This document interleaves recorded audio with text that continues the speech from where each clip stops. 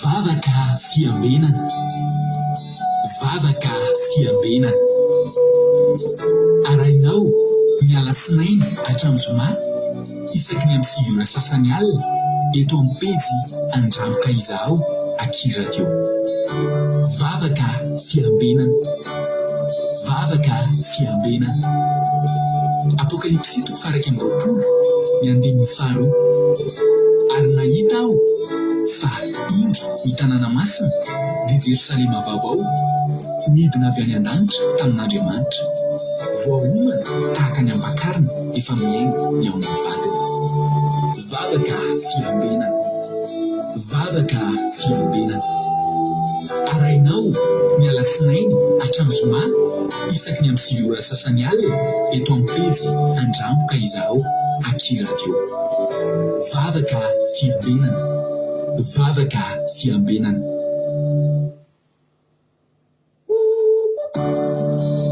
Vavaka fiambenana. Vavaka fiambenana. Arainao miala sinainy hatramin'ny zoma isaky ny amin'ny 7 ora sasany alina eto amin'ny pejy Andramboka Izaho Akira Radio. Vavaka fiambenana.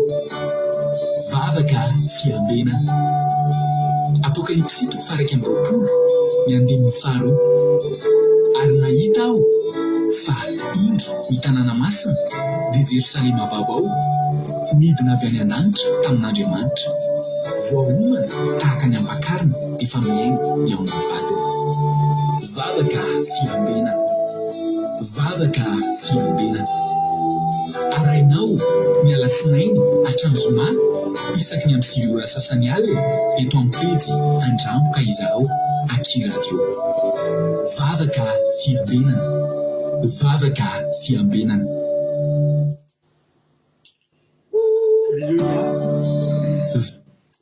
Tafiferina lehibe indray lasa babilany miona amintsika amin'izao fotoana izao a. Dia falibindray ny tenako a miona aminao a ao anatin'izao fandarantsika vavaka fiambenana izay iarahanao amin'ny Akira Radio a, ny mpikambana anatin'ny groupe izay maharesy a, ary a ny Akira Radio. Dia manona fiadanany tompo a ho amintsika tsirairay avy a, isan-tokantrano a, isam-batan'olona, dia matoky sy mino fa ifampahireto indray tsika amin'ity androany ity. Raha androany fa tonga miaraka aminay dia tena aminao hoe tsy sendrasendra koa ny atokavana eto a, fa tena misy raha ilany tompo anao. Halleluia. Koa dia manasa anao a hatratra hatramin'ny farany a, dia meteza aharitra kely adin'ilay sasany eo fa azaho matoky sy mino fa adin'ilay sasany ampiovan'ny fiainanao a. Mety tena hoe azo lazaina kion-dalana anankiray eo amin'ny fiainanao mihitsy. Halleluia. Ifampiarahantsika eto ity a, izay ifampizarantsika ny sosiny tsara ao amin'i Jesosy dia ny filazantsara izany. Koa dia tahiny tompo a isika rehetra dia tonga soa daholo tsirairay avy. Mirohan'ny fampiarabantsika sy hanonantsika tsodrano aloha dia andao alohantsika riavana malala andaoantsika hivavaka mameraka ty fotoana ity a eo am-pilatanan'Andriamanitra. Dia mpanjotsika ary a ny anabavintsika ranam-pahaviaina, izy ny vavaka fanomboana metraka amin'ny fotoana am-pilatan'Andriamanitra. Jesosy ranam-pahaviaina hanao ny fitenenana. Tainto pastera dia taintontsika rehetrarehetra dia manana fiadanan'i Jesosy Kristy ho aminao tsy manatrika eto amin'izao alina izao. Araka hivavaka isika manomboka ny fotoana. Jehovah Andriamanitra io, reto indray izay mpanomponao zanakao, tonga manoloana ny seza fiandriananao amin'izao alina izao. Fisaorana natolotra ianao voalohany Jehovah satria raha mbola tafajoro izay tenoy ianao, raha mbola tonga eto izay mbola afaka mivavaka tenoy ianao, narovanao ny tontolo andronay, narovanao ny tiana lehanay, na taiza na taiza tena narovanao izay Jesosy malalo. Betsaka ny tany miady amin'izao fotoana izao, mitaintaina amin'izao fotoana izao, tsy mahita ny tany isitriana fa mitaintaina satria misy ny ady Jesosy a, misy ny tsy fandriam-pahalemana Jesosy, fa izay Jesosy a mbola nomenao fotoana izay mbola afaka hitsara indray amin'ity alina ity dia misaotra anao izay mankasitraka anao izay atolotra ianao ny haja sy ny dera. Misaotra anao ihany koa izay Jesosy satria vita soa matsara ny Paska, fankalasana ny Paska ary noho ny famonjena izay nataonao, noho ny raha izay nalatsaka ao Jesosy, no mbola ahafahanay Jesosy mbola tonga eto amin'izao alina izao. Ahafahanay mbola manonona ny anaranao noho ny rahanao izay latsaka noho ny famindraponao izany Jesosy. Ahafahanay mivavaka, mbola ahafahanay ihany koa manana fahasoavana iain'ny teninao amin'izao alina izao. Dia fisaorana mankasitraka Jesosy malala. Ankehitr'izay Jesosy, raha iain'ny teninao eto Jesosy, dia tsy tonga lafatra izay mpanota izay olombelona mitafy nofo-mandraha izay misy napetipetina anay tamin'ny tontolo andro iny. Eny fa na dia tsy nininana tao ara fa na tamin'ny fihetsika na tanatin'ny fonay tany lalina tany tsy fantatray, dia angatahanay fa nadiovana avy aminao ny rahanao anay hikoriana aminay tsirairay avy amin'ity alina ity Jesosy. Anadio ny fampetipetitenana amin'izao azonay tamin'ny tontolo andro iny Jesosy malalo. Dia indreto Jesosy arakofa amin'ny rahanao na dia ny fitaovana izay hoenonay ny fandaharana ny telefônina ny tsirairay avy ary tsisy ho verimainana izay Jesosy fa tena handray ny hafatra avy aminao, handray ny fampaherezana avy aminao, handray ny fananarana avy aminao indray Jesosy malala. Indreto Jesosy tenena aminay fa vonona henanao izay apetraka am-pelatananao Jesosy ny toriteny, ny vavaka, ny famelabelarana, ny vavaka ho an'ny firenenay ary izay tsirairay avy rehetra apetraka am-pelatananao Jesosy samy handray ny anjarany tompo malala. Dia misaotra Jesosy voninahitra tolotra ianao rehetrany. Aleluia, amen. Aleluia, mankasitraka indrindranao Sandriana. Dia mirary soa, mirary fahasoavana, mirary fahasalamana, somary ohatra mikokoaka kely moa izy raha nentsika teo dia mirary fahasalamana ho tahin'ny tompo. Aleluia. Aiza aloha ny tsodrano dia avy eo isika hiemira mombatsika ny amizantsika ny fandaharana. Aleluia. Ao amin'ny Samuela voalohany toko 10 andininy 17 ny tsodranontsika androany. Samuela voalohany toko 10 andininy 17 no mijerentsika amin'ity androany ity raha lasina bavy malala. Aleluia. Rehefa hita dia raha antsika mamaky amin'ny anaran'i Jesosy. Samuela voalohany toko 10 andininy 17. Samuela voalohany toko 10 andininy 17 no tsodrano vakitsika. Nanao ny tena Andriamanitra manao hoe ary rehefa tonga aminao rehefa mataran'ireo dia ataovy izay azon'ny tananao atao fa Andriamanitra no mombana. Halleluia. Za miny fa misy famantarana nataon'Andriamanitra taminao, misy zavatra kasainao atao mitodika manokana ho an'ilay olona fandresika tamiko tamin'ny hariva teo. Misy zavatra dingana ngezabe ho atao karazana ohatry hoe fanadinana, karazana ohatry hoe examen ngezabe zany ohatry hoe hidirana amina toerana anankiray dia misy ohatry hoe présélection kely ilay izy dia afaka tamin'iny aloha izy. Halleluia. Dia raha pitsy vao tena andeha amin'ny zavatra lalandalina kokoa dia anisan'ny itodiany ity tenin'Andriamanitra ity tsodrano ity zany olo zany rehefa tonga aminao rehefa mantarana rehetra io, rehefa mantarana dia rehefa lerarina kely ny sokafan'Andriamanitra, le varavarankely efa ny sokafany, dia rehefa tonga aminao rehefa mantarana io dia izao ataovy amin'izay izay azon'ny tananao atao fa Jehova no mombanao. Ho antsika rehetra anie zany vita soamantsara ny Pasika. Za matoky sininy fa anisan'ny olona mba na andray ny vokatrizany Pasika zany ianao. Halleluia. Efa nitsangana Jesosy. Halleluia. Efa nitsangana Jesosy dia za matoky sininy fa nitsangana miaraka amin'izany ihany koa. Izay rehetra maty tamin'ny fiainanao, izay rehetra mandromandry sy mipetrapetraka tamin'ny fiainanao dia hitsangana miaraka amin'izay. Dia hitsangana avy ao amin'ny fampatesana, dia hitsangana avy ao amin'ny faharesena, dia hitsangana avy ao amin'ny fianjerana, hitsangana avy ao am-pasana, hitsangana avy ao amin'ny toerana nahamaimboana, hitsangana. Halleluia. Dia izao ataovy amin'izay izay azon'ny tananao atao fa Jehova mombanao. Toky izany omenanao zany, ataovy izay azon'ny tananao atao misy zavatra mampisalasala anao ny hiditra anao an'le izy tena mbola mieritreritra hoe mangataka famantarana amin'ny Jehova dia famantarana dia zao androany mitsodrano ny famantaranao anao ataovy fa mombanao Jehova. Halleloia. Ilay ny tompoalintsika rehetra ndao amin'izay fampiarahana mety efa lasa lavitra be mihitsy zao ny anarana ny ambony any tsy voaravako fa dia lana tsiny amintsika rehetrarehetra mety misy tsy voateniko ny any amin'ny farany ambony any satria lavalava kely le teo fa nitako voalohany eto aloha ny resahako no teneniko nambintsy makrinina Koety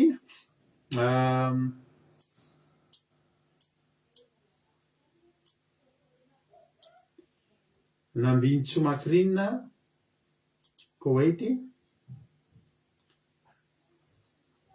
$100 Koety Hortensine Koety Erikaraky France Hortensine Koety efa teniko teo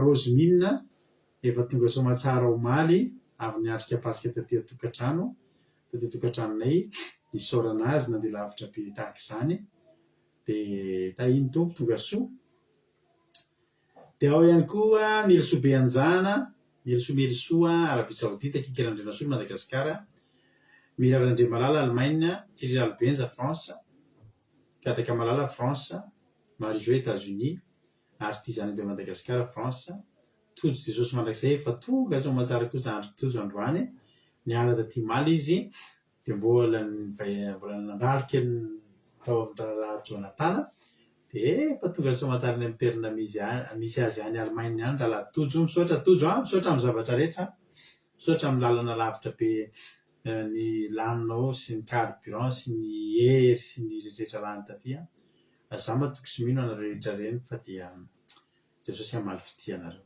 Halleluia. Anitra Clarisse Madagasikara Jesosy Mpandresy Madagasikara Artisanat de Madagasikara France na Chimie Koety Bertsava Koety Mamino Angélique Koety Marina Tiana Canada Saint Apostole Madagasikara Manambotso France tojo Jesosy mandrakizay. Alléluia. Elena Merniena France Jesosy hamaly fitianao tamin'ny vavaka teo. Mampionina France André Giselle Suisse Azazaka Patitsi France Erikaraky France Tahiny Jesosy Kodaniela Belgique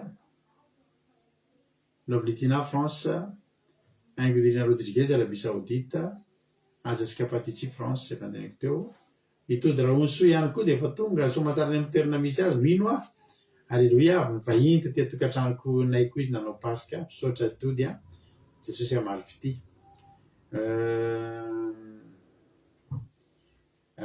Izy koa Jesosy Noely Koety itody Raonsoa efa teneniko teo. Tonga soa ihany koa Angelina Diamant Chine Firenarakoto France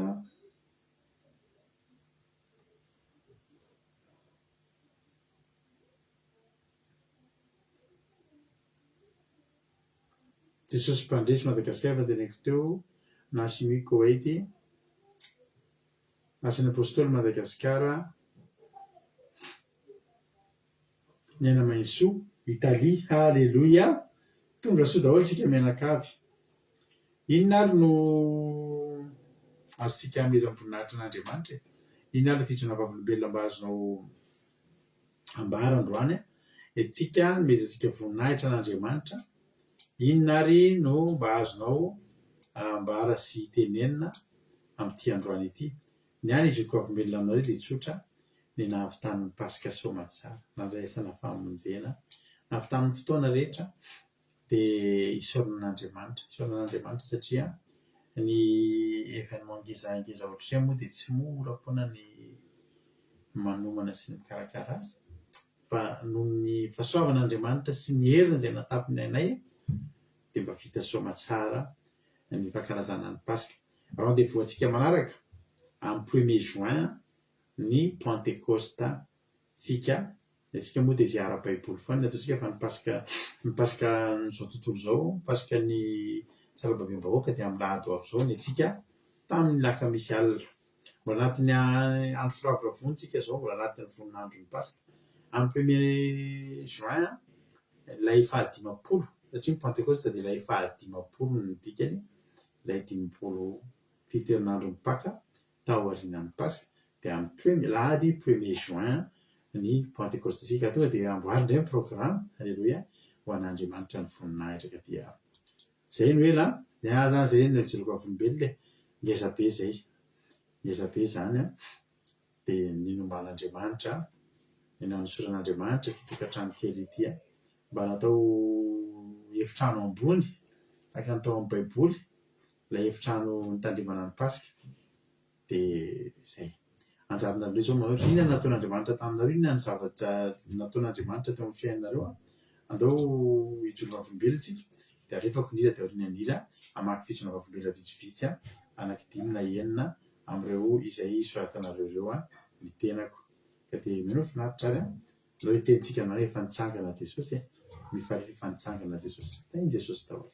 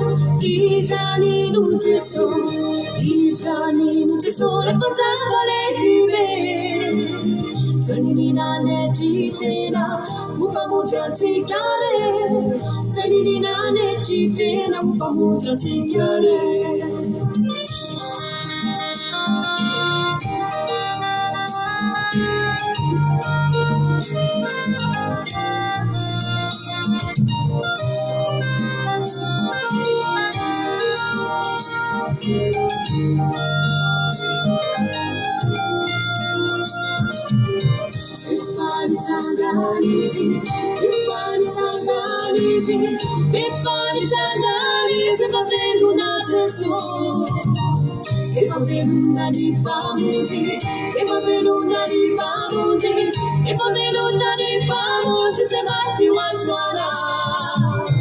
Efa nitsanganizy, efa nitsanganizy, efa nitsanganizy, efa velona Jesosy. Efa velona ny Tompo, efa velona ny Tompo, efa velona ny Tompo amonjena siana.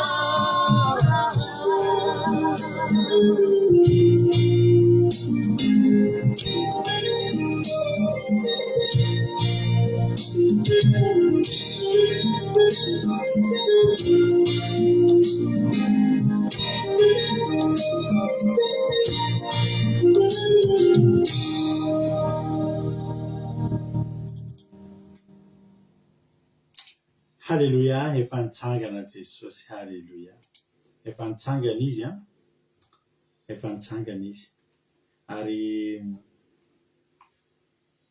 velona ny Andriamanitsika, velona ny Jesosy tsika ry havana. Ny Andriamanitry ny olona rehetra, ny Andriamanitry ny finoana rehetra maty daholy dia maty hatramin'izao. Zaho Jesosy ny lalana sy fiainana sy fahamarinana.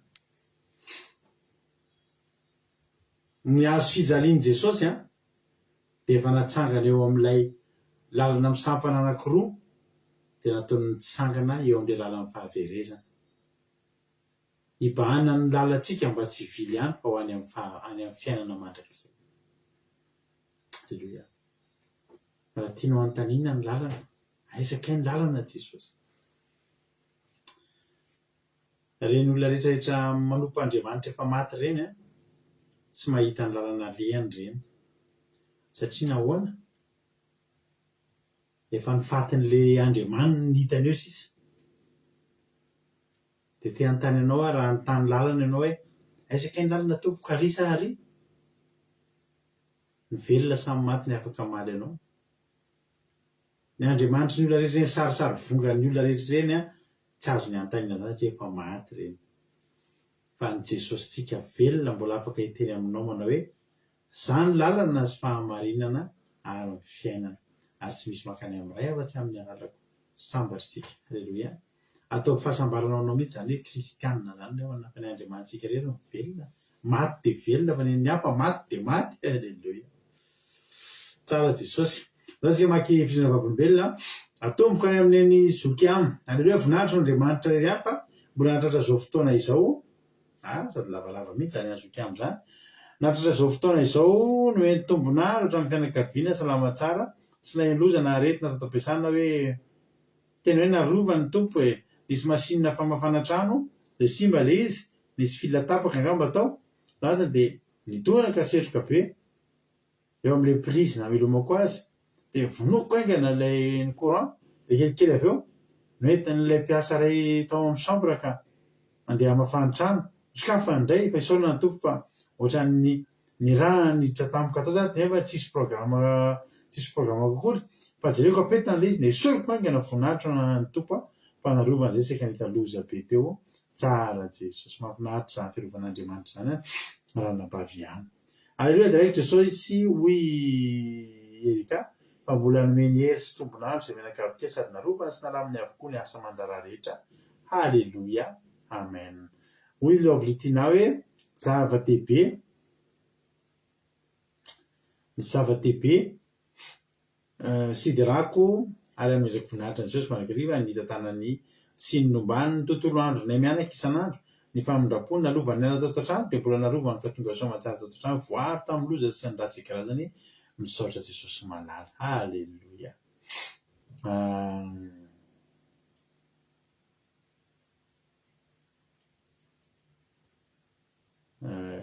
Izy koa misaotra n'Andriamanitra hoy Hortensine fa nilama tontolo andro nafindra ho an'Andriamanitra ny voninahitra. Halleluja. Amen. Hoy mampionona sady vakiako ilay izy dia mba rentsika rehetrarehetra iarahana amin'ny vady miteny io. Mankasitraka anareo rehetra tonga taty tamin'ny Pasika nafinaritra ny fiarahana sary sy farana Jesosy any amaly fitisy hanonitra ny fandaniana ataonareo. Amen. Mankasitraka antsika rehetra ihany koa izay niaraka laza ny Pasika taminay tao amin'ny Zoom mamano ny fotoana fa nisinao antsika ty Pasika ty. Halleluja. amen. Namaika anankiray farany sisa. Aleloia, misaotran'Andriamanitra lehibe fa nyteny tamin'i Jesosy za hoe mba te hirava loza Jesosy fa te hanao enregistrement vidéo. Tena nitanterahany dia nirava loza dia navita vidéo.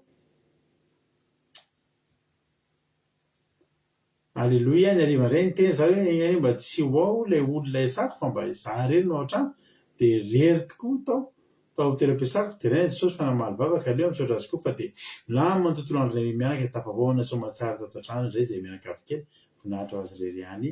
Aleloia, amen. Zay ny azoko io koa somea fa tonga somatsara eo any Saint-Malo taty tokantrano koa ny Soameva. Aleluia, nametraka dia tanana mihitsy izy tsara be ny deseranay man nataony Soameva. Crème à la fraise, tsara be mihitsy.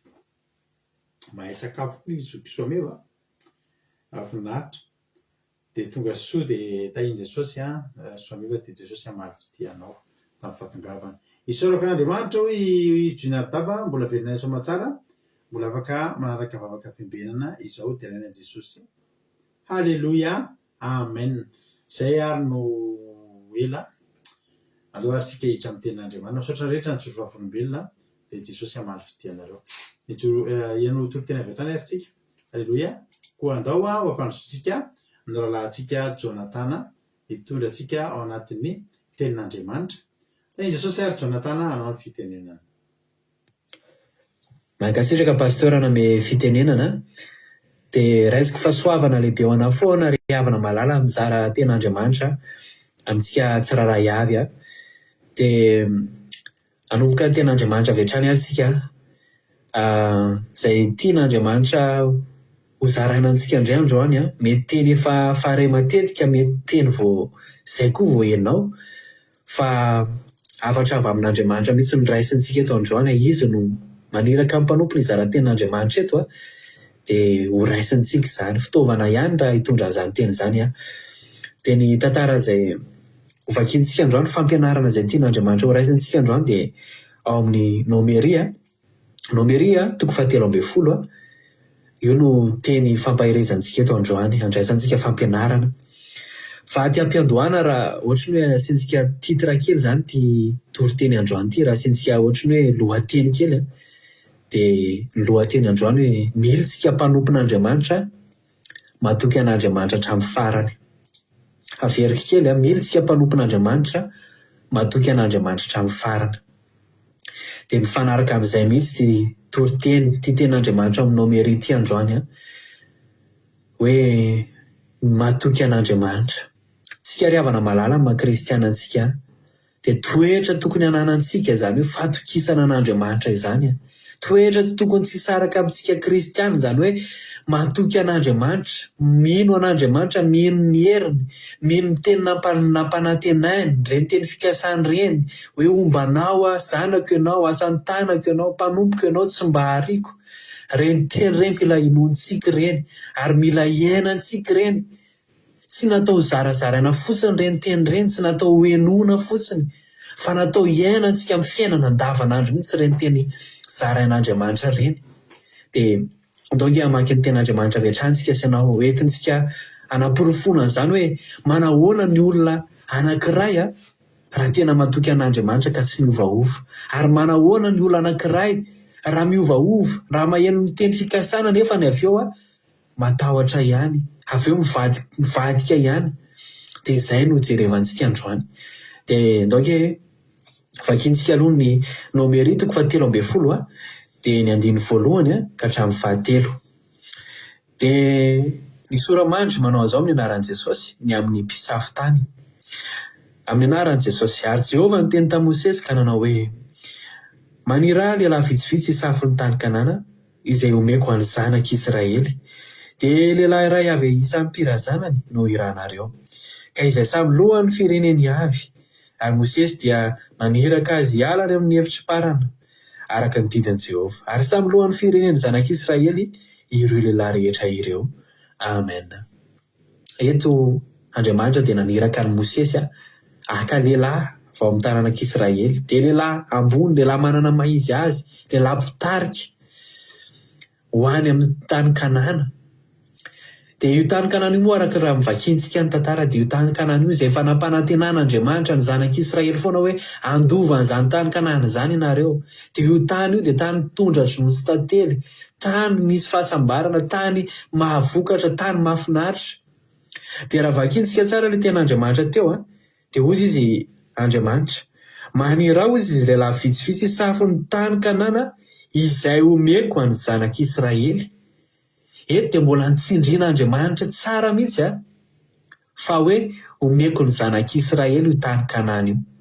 Raha nampaniraka teto Jesosy Jehovah, raha nampaniraka teto Andriamanitra hoe ndana Mosesy misafidiana ianao lehilahy dia mba aseho mijery ny tany Kanana ry zareo hijerijery ao fotsiny mba hijery ny olona ao fotsiny Tsy izay ny tenen'Andriamanitra fa mbola nitsindrian'Andriamanitra mihitsy tao aorianan'izay hoe omeko ny zanak'Israely. Efa miteny zany Jesosy ho anareo io, ho any zanak'Israely io. Dia lasa Mosesy naniraka lehilahy maromaro hitety an'izany hisafo an'izany tany Kanana izany. Dia teo amin'ny 12 teo, tao amin'ny taranaky Robena, tao amin'ny taranaky Manase, tao amin'ny taranaky Asera, Naftaly fa nisy lehilahy anankiroa dia tao amin'ny taranaky Joda dia Kaleba zany dia tao amin'ny taranaky Efraima Hoseana atao hoe Josua. Ireo lehilahy anankiroa ireo ry havana malala dia niavaka ireo, Josua sy Kaleba. Tadito izay anaran'izay Josua sy Kaleba. Fa ireo lehilahy anankiroa ireo dia araka ny teneniko tany am-piandohana tany nanana toetra miavaka ireo. Dia inona ny toetra nampiavaka an'izy mirahalahy ireo ozy nareo nahatoky an'Andriamanitra ireo. Tsy nivadibadika, tsy niovaova ny fisainan'izy ireo fa nitao an-tsain'izy mirahalahy ireo hoe rehefa miteny Andriamanitra hoe omba anahy dia omba anahy hatramin'ny farany. Rehefa niteny Jesosy hoe zanako ianao, asantanako ianao dia adidiko dia tena hiadidy ny fiainanay Jehovah. Dia ndao ny vakintsika ny tantara no naniraka amin'izay zany Mosesy, nirahany Mosesy amin'izay ireo mirahalahy ireo tsy izy mirahalahy irery fa 12 mirahalahy teo hisafo ny tany Kanana, hijery ny tany Kanana. Dia lasa zareo nandeha nijery tany. Somary dingadinganitsika moa le ten'Andriamanitra fa lava be le ten'Andriamanitra raha vakintsika daholo fa dingadinganitsika kely raha manana fotoana ianao dia afaka vakinao amin'ny fotoana malalaka io ten'Andriamanitra io fa dinganitsika. Nomeria 7 dia ny 7 Nomeria 13:27. Eo zany rehefa avy nisafo ny tany Kanana reto lehilahy reto amin'ny anaran'i Jesosy dia nilaza tamin'izy ka nanao hoe tonga tany amin'ny tany izay nandranao anay izahay, koa tondra jonono sy tantely tokoa izy ary tony ny vokatra avy tany. Kanefa kosa mahery ny olona izay monina eo amin'ny tany ary ny tanàna dia mimanta sady lehibe dia lehibe ary koa nahita ny teraky ny anakita teo izahay. Ny Amalekita no monina eo amin'ny tany atsimo ary ny Etita sy ny Jebosita ary ny Amorita no monina amin'ny tany avoana ary ny Kananita no monina eo amoron'ny ranomasina sy eo amoron'ny Jordana. Reto zany ny valin'reto lehilahy hafa reto ankoatra ny Josua sy Kaleba. Hozy izy hoe tena mahafinaritra ry Mosesy ny tany ao, tena tondra-dronono sy tantely tokoa ny tany ao fa saingy izao mahery ny olona ao. Ny fahavalontsika ny monina ao. Reto Amorita, Kananita, reto Amalekita, reto le hitahita rehetrarehetra reo zany fahavalon'Israely eo. Dia niororo ny sain'ireto lehilahy reto. Tena fahavalo be. Marina ry Mosesy fa tena nahafinaritra ny tanàna. Tena vokatra ngeza ny voaloboka tao. Tena be da be ny zavatra tsara tao fa zao tena ny fahavalontsika neny ao ohatra ny mampatahotra ry Mosesy maty ao tsika. Ny fahavalo aneny eo atsimo ny fahavalo neny avaratra, ny fahavalo ny manodidina ny tanàna potika ao ny fiainantsika. Zany ry havana malala ny toe-tsain'olona tsy manana fahatokinan'Andriamanitra eo amin'ny fiainana dia mahita zavatra foana tena zao ve potika amin'izao ny fiainana, rava amin'izao ny fiainana. Fa zao misy mpanompo an'Andriamanitra ao dia le matoky an'Andriamanitra hatramin'ny farany dia tsy izany fa Kaleba sy Josua. vakintsika toy izantsika ilay ten'Andriamanitra. No meritoko 7 ny 7 fa Kaleba dia nampangina ny olona teo anaty trano Mosesy ka nanao hoe andeha isika hiakatra any misy mba azontsika azy fa resy azy tokoa isika. Mahatoky Kaleba hoe resintsika ireo raha Jehova momba antsika dia tsy maharesy antsika zany ireo. Io ry havana malala toetra milana anantsika mpanompon'Andriamanitra point anankiray io andao ny fahavalo mety manakivy, ny fahavalo mety manapotika, ny fahavalo mety manao izay maketraka fa tsika mila manana ny toetra io hoe andao tsy resy zany sefa miaraka amin'ny Jehova zay manana an Jesosy ny tombo sy mpamonjinay tsy ho resy zany zay. Toy izantsika ny ten'Andriamanitra amin'ny anaran'i Jesosy. Fa io kosa ny lehilahy izay miara niakatra taminy tsy mahazy miakatra andresin'ny olona isika fa mahery noho isika izy. Dia nilaza ratsy ny tany izay nasafona tamin'ny zanak'Israely izy ka nanao hoe ny tany izay nalehanay sy ny safona dia tany izay mandevona ny monina eo ary ny olona rehetra izay hitanay teo dia olona vaventy be ary nahita ny Nefilima teo izahay dia taranaky ny Anakita avy amin'ny Nefilima ary teo masina izay dia tahaka ny tsingetany ary toy izany koa izahay teo masina. Eto zany ry havana malala reto lelafy reto tedena hoe potika izay ravo izay tsy mipotika any ny fiainantsika tsy mahomby antsika fa zany no fahitan'olona tsy mitoky an'Andriamanitra. Zany no fahitan'olona tsy mahatoky ny teny fikasan'Andriamanitra hoe raha omby Jesosy, raha miteny Jesosy hoe zanako ianao, asantanako ianao, adidiko any ianao. Dia raha olona anankiray tena mino an'izany ka tena manotoky an' Jesosy, tena manao an' Jesosy tombo sy mpamonjiny dia tsy tokony hivadibadika fa matoky an' Jesosy hatramin'ny farany. Ndao vakiantsika ny teny nataony Joshua sy Kaleba. No meritoko 7 miala tsiny amintsika fa tsy maro vodingandingana le izy fa izay le hitondrantsika ilay ten'Andriamanitra. No meritoko 7 ny 9 no merit 14 amin'ny anaran'i Jesosy.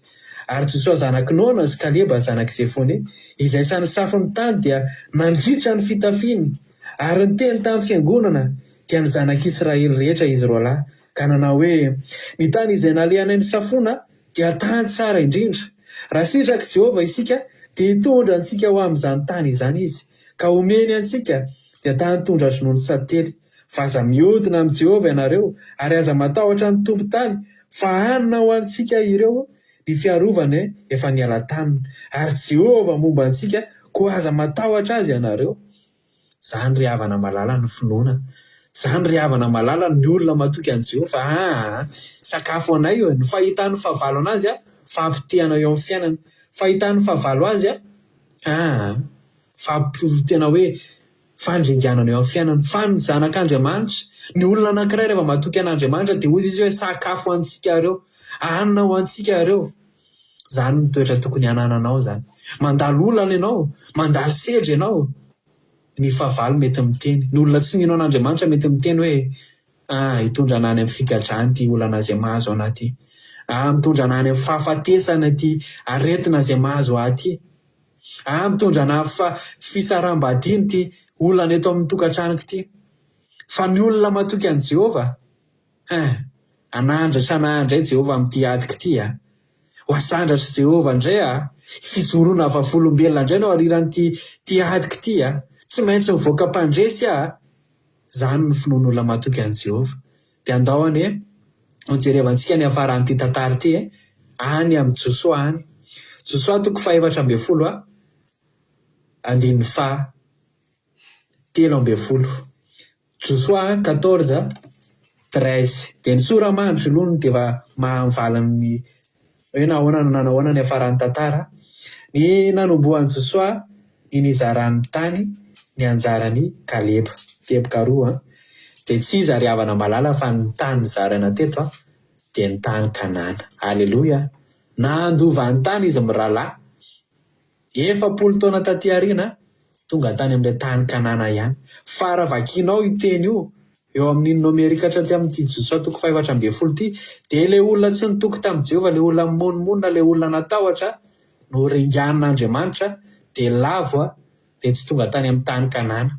Fa izy mirahalahy dia nizara tany izy mirahalahy, nandova ny tany izy mirahalahy.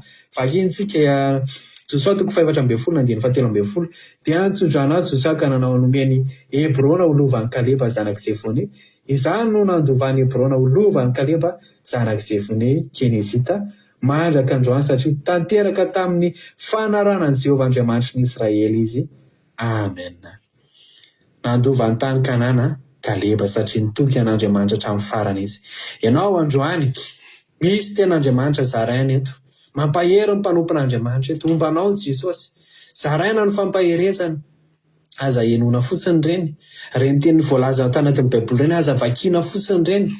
Fa tena hoe iaino amin'ny fiainanao andavanandro. Ary matokisa ianao an Jehovah fa ny Jehovah izay ivavahanao dia mahavonjy anao. Aza miovaova, aza mivadibadika amin'ny saina n'inona zavatra manoloana anao. Fa manana fadikina fa ny olona matoky an Jehovah dia mahita ny voninahiny. Dia izay ny tena Andriamanitra niarana tamiko teto androany. Mankasitraka antsika tsirairay avy. Alleluia. Amen. Halleluia. Mankasitraka indrindra anao rahalahy Jonathan tao anatin'ny izay toriteny mahafinaritra tena mamy sady mampahery anisan'ny tantara tena nahafinaritra ary afaka andraisana lesona ngezabe ihany koa ity tantara ny Josoa sy ny mpisafitany ity. Halleluia.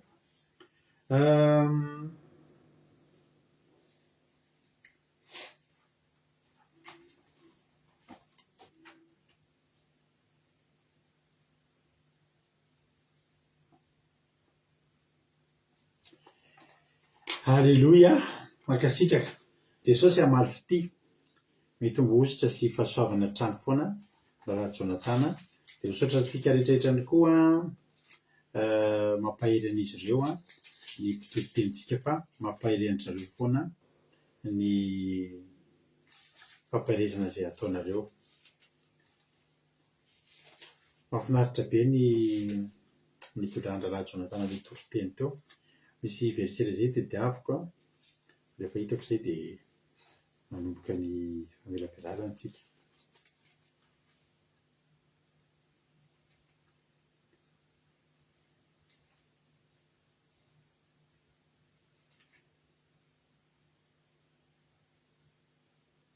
Halleluia.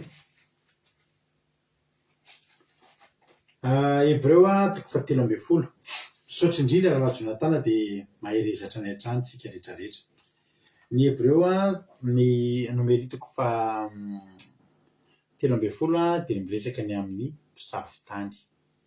Ny mpisafitany izay nirahana hisafitany, izany hoe hijery meloa manahoana sy manahoana ny tanànao. Izay taloha rehefa hilasy, izay nanao skoto taloha dia rehefa hilasy ny skoto dia misy sefo mandeha meloa manao an'ilay atao hoe pré-camp. Izay vao mandeha ny camp, izay mandeha ny lasy, izany hoe meloa lalana aloha izany petraka any amin'ny toeran'io herinandro ry zareo, toerana izay anaovana lasy, dia mandinika hoe ahoana ny toetrandro, ahoana ny inona zavatra tokony homanana, mangatsiaka be fa mitomana tsara, mibotifotsy, minana chloroquine fa be moka be, lavidavitra vao misy rano fa mitondra izay manana leso vita amin'ny labasy reny, na mety lavitra be amin'ny tanàna vao lavitra be amin'ny toerana ilasiana vao misy tanàna, samy mitondra vatsy, izany rehetrarehetra izany io manana daholo ary ny mpisafitany no manomana an'izany. Teto dia hiakatra ao amin'ny tany Kanana ny zanak'Israely. Ity tantara ity namana, ity nomerité 13 ity dia tena mampivarahontsana be ity tantara ity satria kion-dalana ngezabe anankiray tena hoe saika tafita na tafita izany na rendrika ny zanak'Israely teto amin'ity nomerité 13 ity.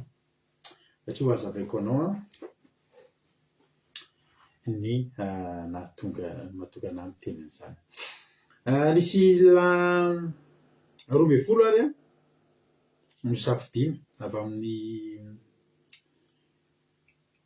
avy amin'ny firenen'Israely 12. Dia nosafidinina ireo lehilahy reo andeha hiakatra amin'ny tany Kanana, dia hitantara manahoana ny tanàna ao, inona ny zava-mitranga ao, hitantara zany ny zavatra misy, hitantara sy hanambara ny zava-misy ao amin'io tanàna io. Dia lasa ry zareo, rehefa lasa ry zareo dia ny vahoaka miandry tetỳ amin'ny tany efitra. Ny vahoaka ny andry tany amin'ny tany efitry parany, dia zany ny didin'i Jehovah. Dia nirahan'Andriamanitra, nirahan'i Mosesy amin'izay ireo lehilahy 12 reo: Samoa avy amin'ny taranaka Robena, Safata avy amin'ny taranaka Simeona, Kaleba avy amin'ny firenen'ny Joda, Jigala avy amin'ny Isakara, Hosea avy amin'ny Efraima, Paltia avy amin'ny Benjamina, Gadiel avy amin'ny Zebulona, dia Gady avy amin'ny Manase, dia Amiela avy amin'ny Dana, dia Setora avy amin'ny Asera, dia Naby avy amin'ny Nafitaly, ary Geuela avy amin'ny Gada. Reo ny lehilahy izay nirahana andeha hisafo ny tany. Hosea moa nahita Josoa dia nandeha anisan'ireo Josoa sy Kaleba. Dia rehefa nandeha izy ireo, izao ny hafatry Mosesy 12. Ary Mosesy naniraka ireo hisafo ny tany Kanana kanao tamin'ny hoe miakara aty amin'ny tany atsimo dia miakara ho any amin'ny tany avoana. Dia izao izay toetry ny tany sy ny olona monina any, na mahery na osa na vitsy na maro, ary izay toetry ny tany itoerana na tsara na ratsy, ary toetry ny tanàna zay toerana na ao anday na ao tanàna manda, ary toetry ny tany na lonaka na mazana, na misy azo na tsy, ary maherezana ireo ka hitondray ny vokatry ny tany, ary ny andro fahizany dia fahamasahan'ny voaloboka miala taona. Fiakaram-bokatra mihitsy zany tamin'izany. Dia niakatra izy ireo nandeha nisafo ny tany rehetra hatrany amin'ny efitra Zina hatrany amin'ny Rehoba, dia eo akaiky ny Amata. Dia niakatra tao amin'ny tany atsimo sy tany Hebrona, ary tany Aimana, Sesay sy tany Talmay teraky ny Anakita. Ary Hebrona dia vorona 7 taona talohan'ny Zoana any Egypta. Dia rakany amin'ny lohasaha Esikola izy ireo ka nanapaka ny sapam-boaloboka teo, izay nisy sampaony ray ihany izay aro lanjain-drôla tamin'ny hazo zany, any amponga-be-danitra sy ny abiavy dia nitondrany koa. Ary izany tany zany nataony hoe lohasaha Esikola noho ny sapam-boaloboka izay nitapahan'ny zanak'Israely tao. Nahafokatra be mihitsy ny tany. Eritreretinareo hoe sapam-boaloboka anankiray dia entina amin'ny hazo, dia entina lehilahy anankiroa, mitovy amin'ny mivesatr'olona anankiray nge zany, vokatra nge zany ry havana. Zany hoe vao marina zany fa tena navokatra ty tany ty. Nasaina nitondra vokatra izy ireo satria mila nitondra porofo hita amin'ny maso, tsapa tanana hoe manahoana ny ao amin'ny tany. Ary 520 tsika zao, ary niverina avy ny safon'ny tany noho ny afaka 70 andro zareo, dia nakeo amin'ny Mosesy sy Arona ary ny fiangonana dia zanak'Israely tany efitra parany izy ka dia tany Kadesy ka nitondra teny taminy sy ny fiangonana rehetra izay naneho azy ny vokatry ny tany. Dia laza taminy izy ka hoe tonga tany amin'ny tany izay nandrahanao anay zahay, koa tondra jonjo tantely tokoa izy, ary itony no vokatry ny tany avy any. Nanamarina ny tenany, nanamarina zany reto mpisafy-tany reto fa marina Jehovah ary tsy mandainga. Marina Jehovah ary tsy mandainga ry havana. Alleluia. Fa rehefa niteny Jehovah fa tany tondra jonjo tantely, dia izay ny marina. Ny nampanantenan'Andriamanitra dia efa io. Alleluia. Ny nampanantenan'Andriamanitra dia efa io, ary efa nanitsaka an'izany ny mpisafy-tany. Ary verina avy any, satria tsy afaka ny andainga, ny verina avy any de tena ny teny tokoa hoe tena misy le izy reto ny vokatra reto ny porofo fa rehefa avy nitondra an'izay zareo de andininy fa 8 am'izay a no milaza loza ry zareo kanefa kosa ozy izy mahery ny olona zay monina eo amin'ny tany ary ny tanàna de manda sady lehibe de lehibe ary koa nahita miteraky ny anakita teo zay na marikita ny monina amin'ny tany atsio ny atitany amin'ny jepositesy ny amorita ny monina ny amin'ny tany avoana ary ny kananita ny monina amoron'ny ranomasina any Jordana nanomboka teny zavatra pozitif aloha zany zareo miaraka amin'ny porofo fa tena pozitif anio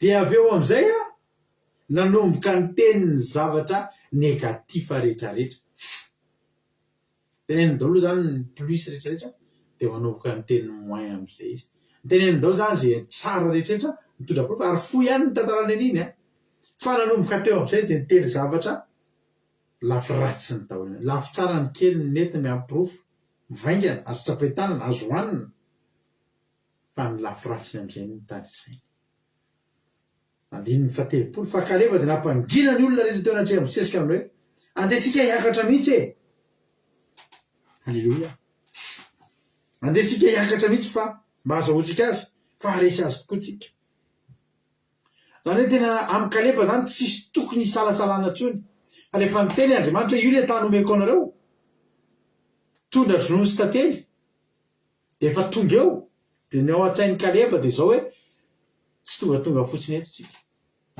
fa tena nomeny Jehovah tsika io ary betsaka ny olona mivavaka de mirahaty an'izay occasion ngezabe zay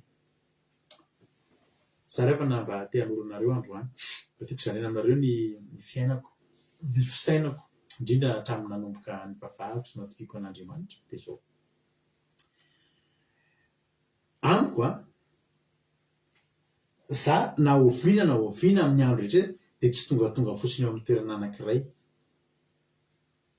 fa za raha tonga amin'ny toerana anankiray de misy occasion eo de zao ny fantatro halleloia zao ny fantatro anay io occasion ho anay io irika ho anay io ny betsaka ny zavatra manakana antsika tsy azo zavatra sy tsy havita zavatra fa raha le zavatra le sakandreo ny ataontsika ao an-tsaina dia tsy occasion ho antsika mihitsy io fa ny azy zany raha mbola misy zavatra hitako hoe lalana misokatra na irika kely de zao ny ao an-tsaiko ry havana anay io halleloia efa io ny tany mitondra drono sy tantely ngezabe ny olona ao tsy maninona zany Andriamanitra ka resaka momba ny olona ao Andriamanitra ka nampitandrina tsika nampitandrina zanak'Israely de menara miady fa ngezabe ny olona ao fa ny teneny Andriamanitra de mekara ao de hoandro alay vokatry ny tany mitondra drono aminareo io tany zay omeko anareo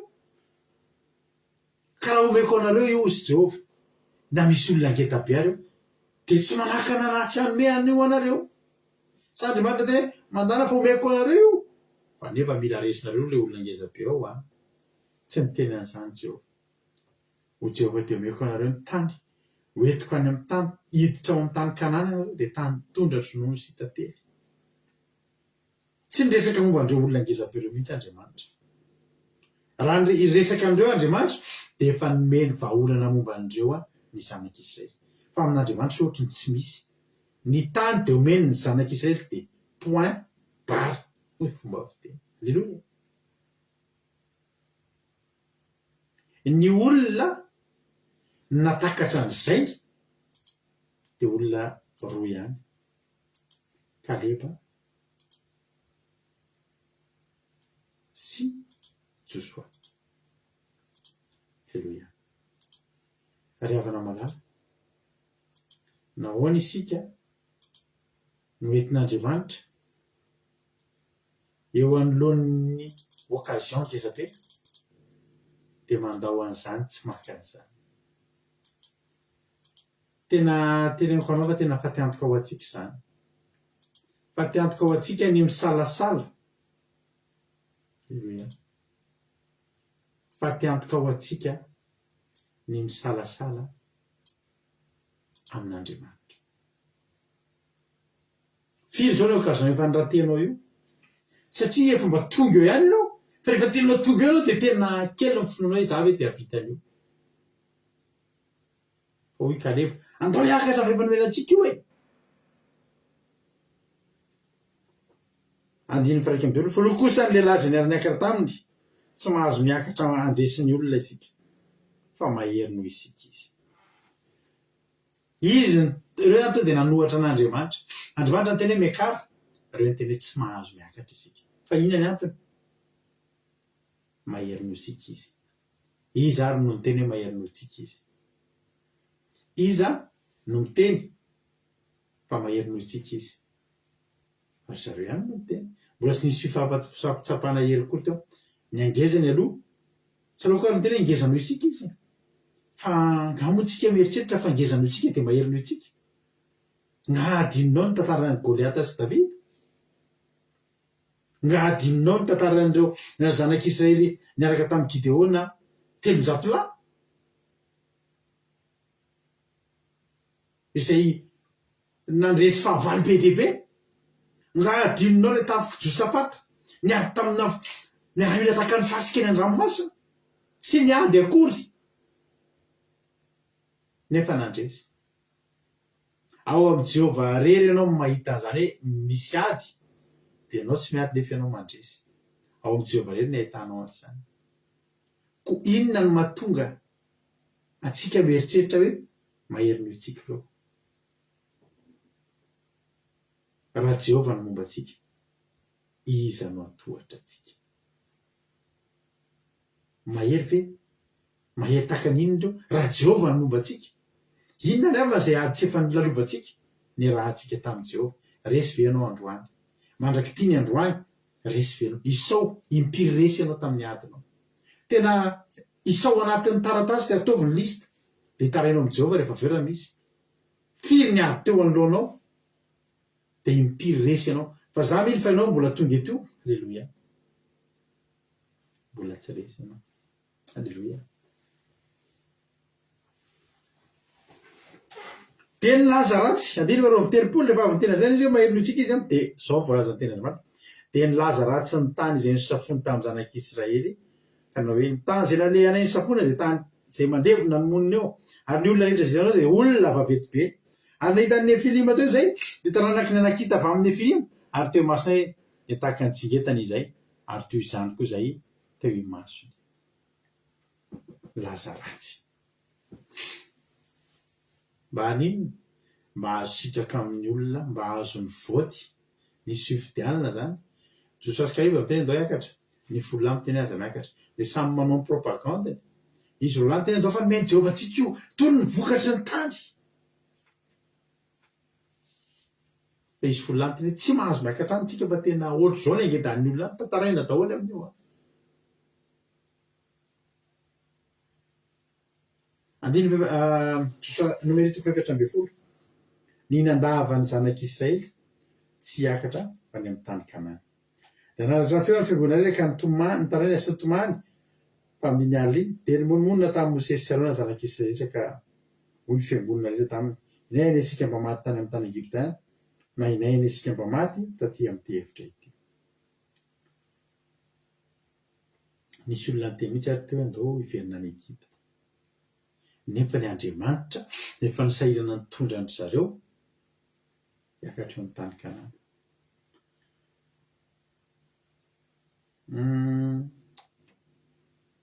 rehefa nandeha ny tantara ho fitiantsika ny tantara tezitra Jehovah rehefa tezitra Jehovah dia ho Jehovah eny tsy hiakatra ary nareo zao ary aza miakatra ianao raha enti'ny Jehovah Andriamanitra ao any amin'ny tany Kanana ka rehefa eo anoloan'ny tany Kanana ianao miteny za tsy hiakatra tsy forsena ianao tsy hiakatra tsy forsena ianao hiakatra azafady fa zay te hiakatra dia hoy Jehovah Andriamanitra any amin'ny nomeny toko efatra amby folo andininy telopolo dia hoy Jehovah hoe dia tsy ho tonga ny mihitsy any amin'ny tany zay nanangana tany namponenana anareo ianareo afa-tsy Kaleba zanaky Jefone sy Josoa zanaky Nona. Zay tsy te hiakatra tonga dia tsy tafakatra tsony tsy nahita tany Kanana. Reo olona miteny rehetra hoe ratsy any tsy ho tafakatra an'izany tsika olona ankoavabeny ao dia tsy nankany mandra-pahafatana. Fa ozy izy Jehovah Andriamanitra Josoa sy Kaleba kosa aleo hiakatra. Alleluia. Ary ny tena zava-doza dia zao.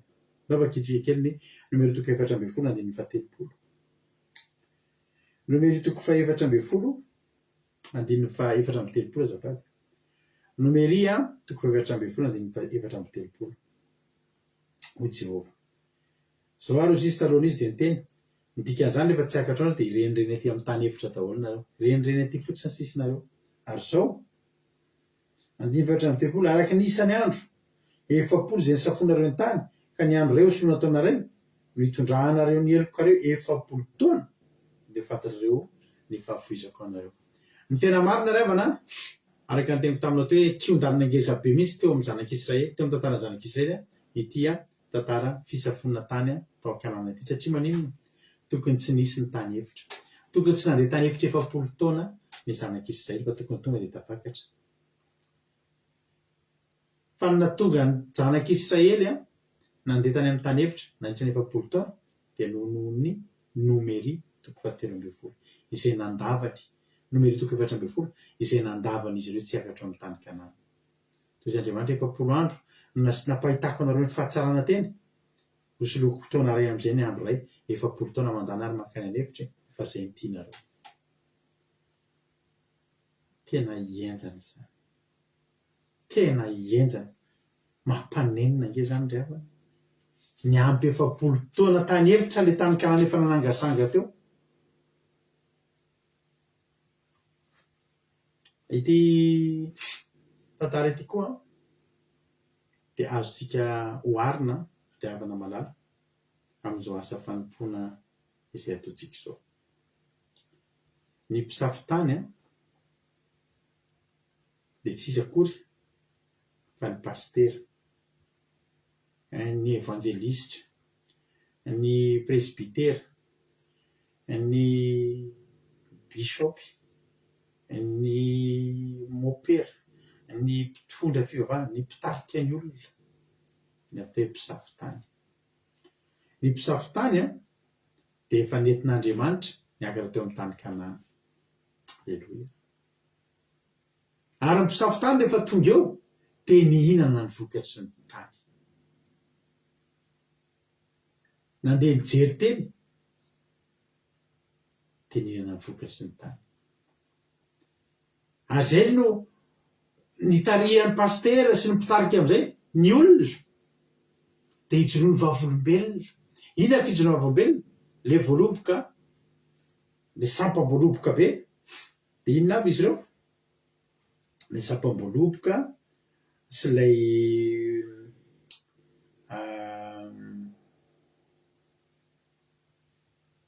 ny vokatry ny tany sy izy rehetra sy nentin'ny teny zany. Voaloboka sy ny aviavy sy apokambe-danitra. Izahay zany zao ohatra, za sy mampionina izay nanangana ity fandarana andramaka izao ity dia tsy inona nge zao zavatra nataony izao avy ny safitany zay. Alleluia. Dia niditra teo dia zay tsy nijanona tany. Alleluia. Fa ny zavatra nataonay efa tafiditra ao zahay. Alleluia. Inona moa ilay tany Kanana? Le tany Kanana dia le toeram-piadanana, le tontolo mahafinaritra izay iainantsika zao, izay hitarihana anareo isan'andro isan'andro. Alleluia. Dia midina mijoro vavolombelona izay mitantara aminareo hoe izao ny zavatra teny. Afaka tamin'ny trosa ary havana, sitrana tamin'ny aretina ary havana, afaka tamin'ny tsy fahamasinana fiainana zao tontolo zao ary havana. Alleluia. Dia midina mitantara aminareo tondra ny vokatry ny tany. Alleluia. Ary ny tanjony isan'andro isan'andro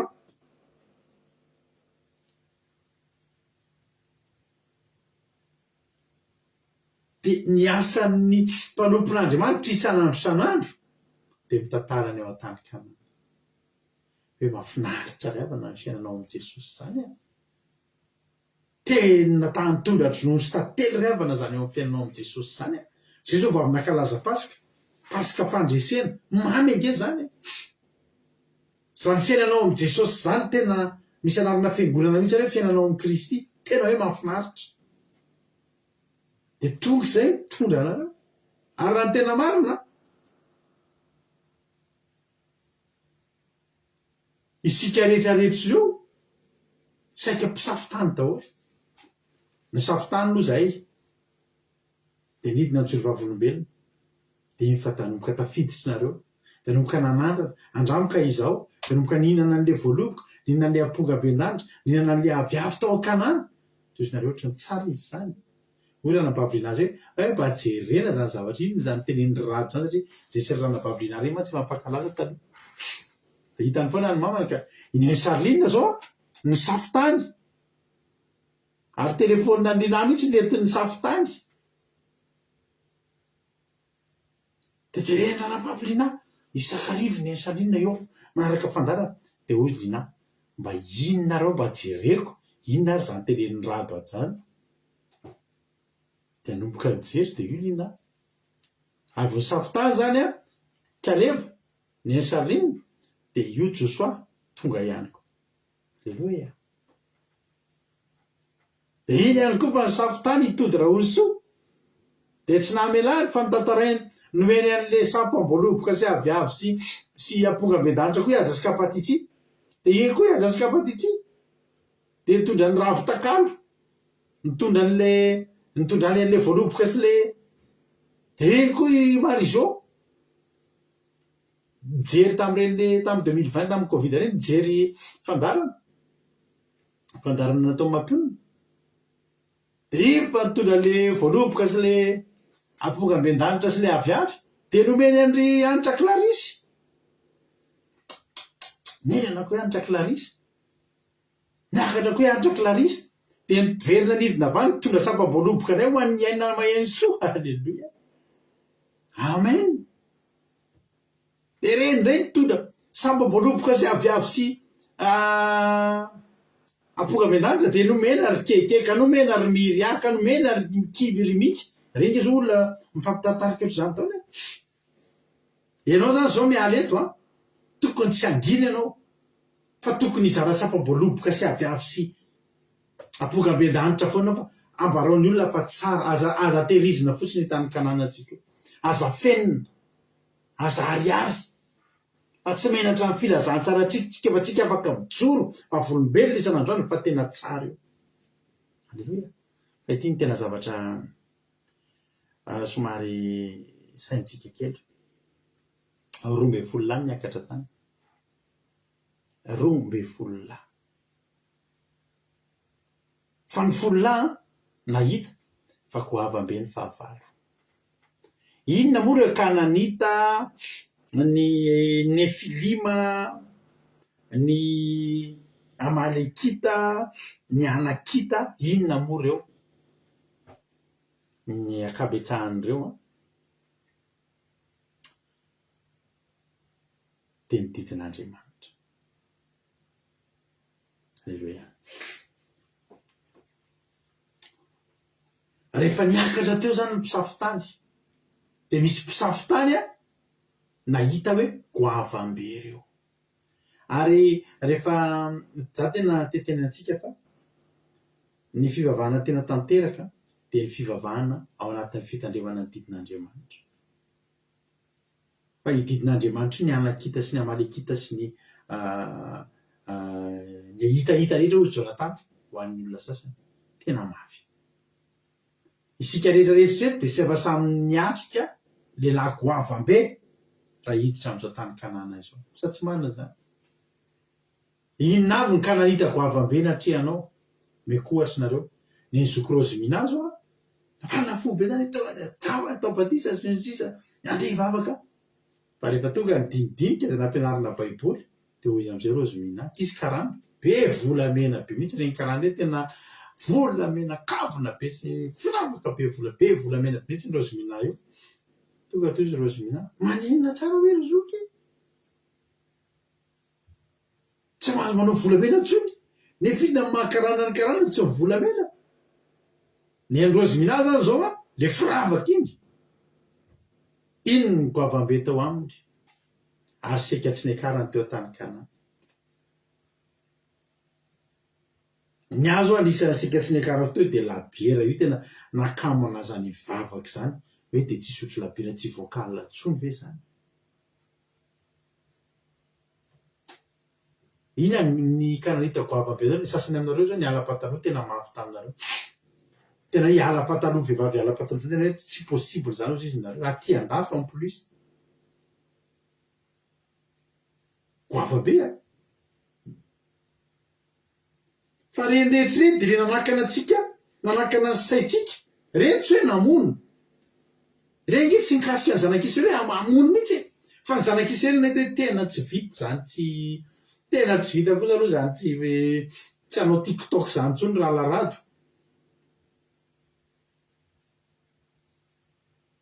ny nerikano zany pataloha ny mampionina koa pataloha tena mafy ny ala tamin'izany mafy aminareo zay moa tsy mba mafy aminay koa zany miala amin'ny pataloha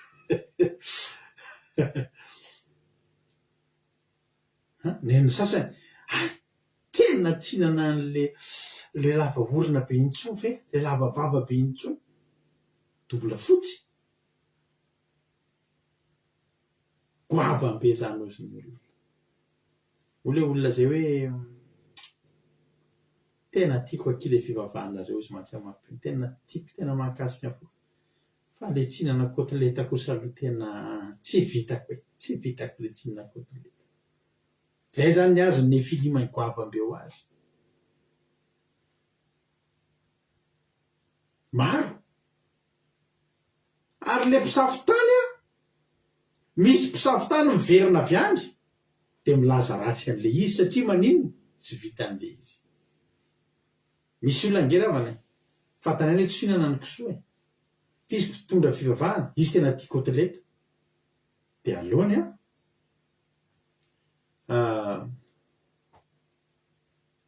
atao laza ratsy de tsy miala am'izany izy de tsy resiny noko menasykavina be ny nalelovan'ny Marizô iny zany ny filima be sy ny anakita be a Marizô ny mampiona kely manana volomaso ny tena nika tsy vita samy manana daholy tsika samy manana daholy hoe mafy aminao mihitsy zany ty miala ty ny tojo ganagana kananita ny tojo zany gananita mihitsy fa samy nanana ny kananitany isika fa zay rehetra nahita hoe goavambe io tsy vitako io ny Aingony Rodriguez io ny krismasy takatrareo daholo le zavatra tiako lazainy zay ny kananitanareo zay ny anakita zay ny filimanareo fa zao misoran'Andriamanitra fa resinareo le izy manahoana rehefa tonga tany kanana manao rehefa naresy andreo manahoana ny fiainanareo zao maitsy rova volombelona hatramin'ny tandremanao ny fahamarinana de otaony miatoko fa 20 andininy voalohany ka hatrany amin'iny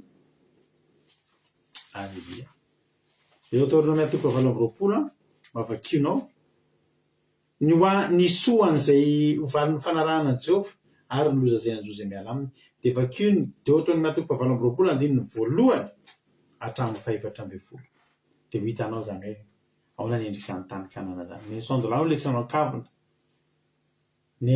ny mamia le tsy nanao pataloha ny lovliscade koa le fanakanjo fo kely am'izay tsy fahamasinana ary le mena volo be ka adino ary lovliscade reny a ny filima daholo reny riavana fa manahoana rehefa niditra ataotsika manahoana rehefa niakatra tao an-tany kanana inava zavatra antrany ndresianao le nefilima be le pataloha sitrana tamin'ny aretina ny tao izy ianao ny alanao le zipofokely sy retsy fahamasinana resinao ny anakita fanamanam-bady ny alanao biby tsy resinao le kananita be le biby maloto safanao tena renao zany fanamasina mitoetra ao anatinao zany zany hoe tena fanamasina toetra ao anatinao de lasa tianao miaina amin'ny fahamasinana de rehefa resinao reny a de mametra tanana ianao fa tena sitrana ny marary ary tsy sinema fa tena sitrana ny marary tena mivoaka ny devoly zany ny tafiditra tany-kanana ry havana marary ny tena mampalahelo le olona verina avy any de ny laza ratsy misy olona zay tena ko naniry zay olo zay mba hiaraka amintsika teto fa zao ny zavatra mampandisana petrany zao izy hiaraka aminareo za ko mba hitoro teny aminareo fa de hoe amantsy azy hoe fenao moa zany zao efa vita batisa de hoy izy tsy tadidiko mihitsy zay teneninao amireo raharahado efa nylalovako daholo reo le zavatra tantarainao reo efa nataoko daholo reo natao batisany rano be tsy ninakisoa tsy nanapataloha raha tefa haiko daholo hoe haiko tsenijery zareo efa tsy ao anatin'ireny ntsony azo ozy izy fa ahoana ho fa voatetiko daholo reny ozy izy de tsy mety amiko ntsony reny ozy izy fa ohatra efa makaleo zany fa niaina tamin'izany tanatiny efa niainoatra antsika zao tanatin'ny fotoana ely izy fa ny zava-dehibe taminy hitory teny fotsiny de hoe amantsy azy hoe ohatra ny tsy mety aho zany tsy mety aminay eto aho zany fa mialatsiny indrindra satria eto aminay eto ange ohatrany hoe zay tsy manana fiangonana fa ty zany mba alitary de hitanao fa reo olona mitory teny rehetra ao olona efa anaty fahamarinana daholo areo fa mitandrina fahamarinana daholo areo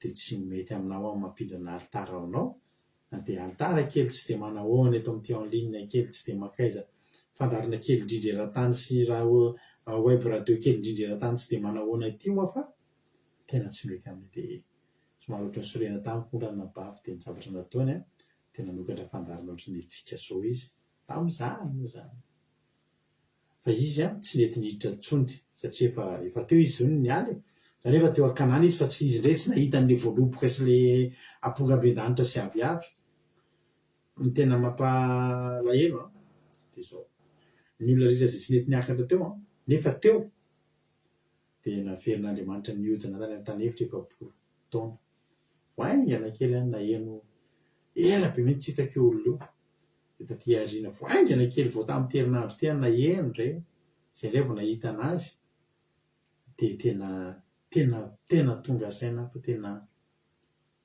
miverina tany-hevitra efapolo taona tena tsy nampoziko mihitsy ny fiafarany tsy hoe fiafarany moa zany irarina mba tsy ho fiafarany fiainana fa mbola hiverina ne izy de ho tahindro fa tsy nampoziko zany le fiainany taorianany taty aoriana tena ohatry nampalahelo inona moa zavatra tiako lazaina anao ry havana betsaka angery ry havana ny zavatra tokony tokantrano tokony efa nilamina betsaka angery havana ny olona tokony efa sitrana amin'ny arety betsaka angery havana ny olona efa tokony tafavoaka tamin'ny fiainana amin'ny problème io fa ny olona nanda tsy nety hiditra ao tany-kanana satria ngeza be le zavatra betsaka zay olona efa nandalo resaka tamintsika teto zay mba haherezina nomeko toko mihitsy amin'ny anaran'i Jesosy hoe io problème anao io mivay misy problème tena mifamatopatotra zany teto zao ny teniko tamin'ny olona io milamina anao ndao fotsiny atsika hitandra didin'Andriamanitra fa tena tokony omeko anao tena tory io eny amin'ny polisy hoe mpandainga raha tsy milamina io fiainanao misy olona zay nanana problème be zay ndre mandeha de efa eo ambavahoana izy efa tedava amin'ny polisy mihitsy izy tamin'izany efa eo ambavahoana ny figadrana tonga tao an-tranonay de niteneninay andao hivavaka fa tena andao tena hivavaka tena hivavaka tena andeha araka nitsiny sy ny marina mihitsy tandrina ny didin'Andriamanitra satria Andriamanitra manome toky ny soa azo zay rehetra manao ny sitrapon'Andriamanitra fa sara eny miteny anao fa tsy maninona zany de manomboka resy lahatra la ay de ahoana ary natao am'izany le vadiny miaraka tam'ireo eny afa eritreretiny zany eritreretintsika zany fa andao aloha andeha fa satria tsy tian'le vadiny hiditra amin'izany hoe de tinana hiditra amin'izany fitandremana didin'Andriamanitra zany de hitandrina sabaty tsy hina kisoa tsy hanao pataloha hanao an'izao mivoaraitra izy vava de eritreretina fa de afaka pitron'iny tonga de voasambotry ny polisy tonga de mikandra zany efa sahako miteny anao nisy fotoana moa zay tao amin'ny fitsarana tao anosy tao tena teneniko anao de misy olona mbola verika any efa henonareo misy aminareo ary na eno tena hoe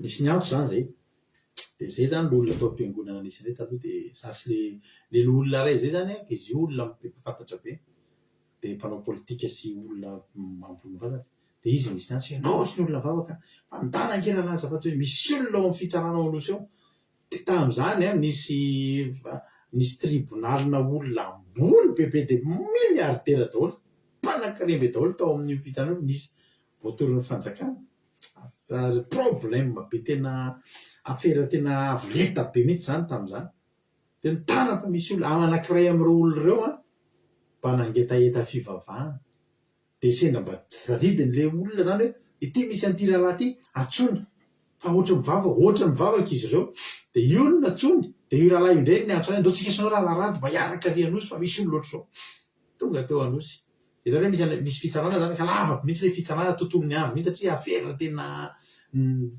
nalaza be tao Madagasikara zany tam'izany de misy an'le pause kely le amin'ny atoandro io ma de misakafo de iny le ranavavy no nanaratra ny voaka de natan'ilay tanaty tope de inona ny olana de hoe tena drary tena tsy hevitra ntsony ny ina moa mpisolo vavana efa miteny daholo hoe ndana mividy tsisy kodoro de aleo aloha manao miditra kely na tambora de rehefa eny jerena zay fomamoahana anareo de angatahana evasany na sisa de alefa any andafiko ny vola misy de efa zany hoe miandry le didi voaka zany seny après midi de tonga de mandat de dépôt daholo AMD daholo reo de zay moa zany meno tantaran'io zao teny aminay hoe aina fantatrao moa le tenin'i Jesosy any amin'ny Jaona toko 21 ranabavy ilay manao hoe tsy voalazako fa raha ino ianao de hitanao voninahitr'Andriamanitra zaho zay teny aminao aranapahery teo moa zany zay mirahalahy fa tsisy tsy ain'Andriamanitra atao ranabavy Jeremia toko 2:30 Alleluia zany Jehovahandriamanitra no nofretra moa misy zava-mahagaga zay tsy haiko atao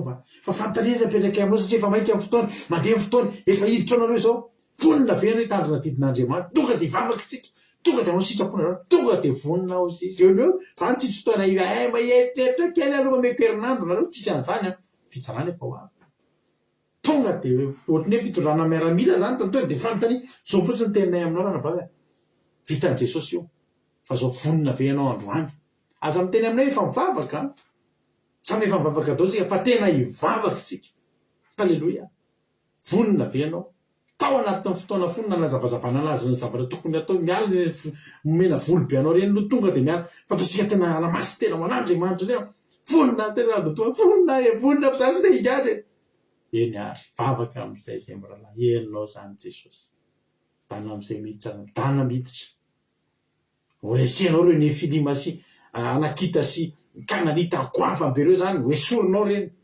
patalohanao sy ny sisa reny satria inona moa za zany miteny anareo misy pastera miteny anareo hoe tsy fahotana manao an'ireny de tsotra fotsiny tsy resiny fotsiny le izy tsy resiny vadiny le izy de tsy te vovelika eo anatrehan'ny olona izy de teneny fotsiny tsy maninona azo atao fa za miteny anao androany fa tsy sitrak'Andriamanitra reny rehetrarehetra reny mbola ho avy mety fotoana amelabelantsika an'ireo le zavatra rehetra teneniko anareo reo inona no mahatonga ny pataloha tsy mety ataon'ny vehivavy inona mahatonga antsika tsy mivavaka amin'ny andro lahady fa ny andro sabata inona mahatonga antsika tsy mihinana zava-badiana zay voasoratra tany amin'ny Levitikosy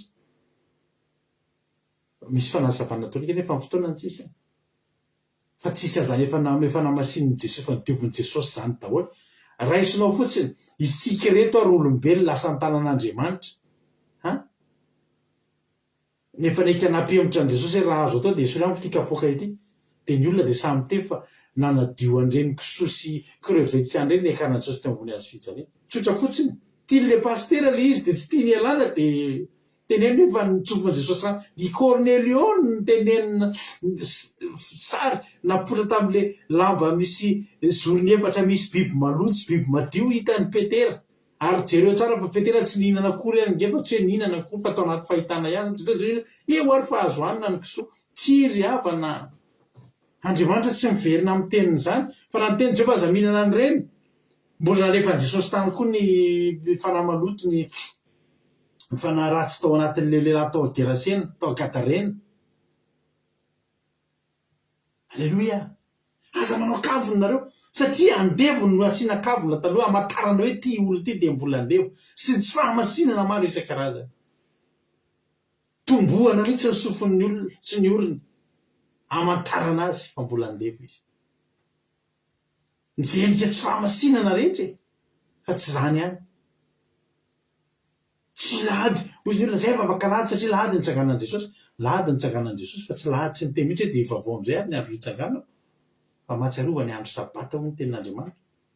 Fa ny asan'ny apôstôly toko 5:10 angeny natonga ny mpianatra natonga ny olona lasa nomboka mivavaka lahady satria ny jetalisa zany mba te ampidirina be fanotoriana teto amintsika teto zany le adevitra be teo amin'ny apôstôly izay apôstôly roa dia i Paoly sy Barnabasy ihany mba nanohatra azy atao an'izany raha le didin'Andriamanitra fa atao tazomitsika ihany fa Petera sy ny hamba tsara vera lamba va hitan'ireo olona miditra am-piangonana dia natao lahady fa tsy marina izany fa rehefa vita amin'izay zay rehetrarehetra ndana rana vavy amindana miditra dana fa momba an'Andriamanitra efa akaitsika rarifa alleloia amin'ny finoana nefa ny avoka fa miteny vidana kodory fa tonga dia mitety olona fa mivoaka fa tonga dia nahazo LP tonga dia nahazo LP le ranabavy io ohatrany tsy teo letra aiza nareo fa tapavoaka tsy gato aiza dia aiza amin'izay le fiangonana ary dia ino amin'izay atao hianatra baiboly alleloia tena tonga ny vavaka izany ranabavy izany ka za zany teteny amintsika ambaranako azy manao hoe rehefa tonga tokoa ny Josoa toko 4:10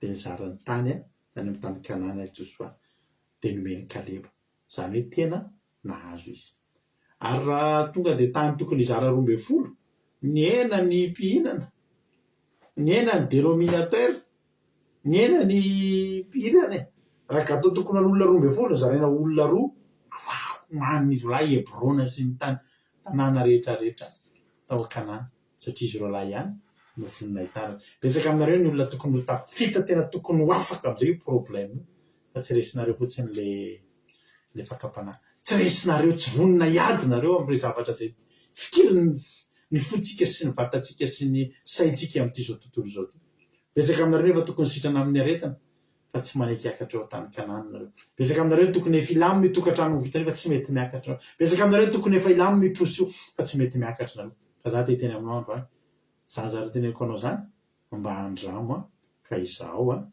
dia ho hitanao anao mandaingana milazany marina hoan'Andriamanitra ny voninahitra mihina fa ampy zay fa lasarasa ny fotoanantsika dia andao ary tsika hiditra amin'ny fizarana fahatsapanatsika alleloia zao tsika hiditra amin'ny fizarana fahatsapana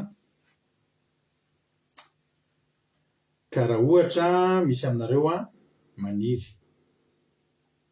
hizara fahatsapana hizara aminay hoe inona ny mba zavatra voarainareo inona ny zavatra mba azonareo zaraina sy ambara dia andoantsika hizara fahatsapana dia asiana sary raha do akira-deo afaka miantso ny compteko nareo dia ao ianareo ampidiriko hizara fahatsapana dia tonga soa daholo mizara fahatsapana raha lasana bavy malala alleloia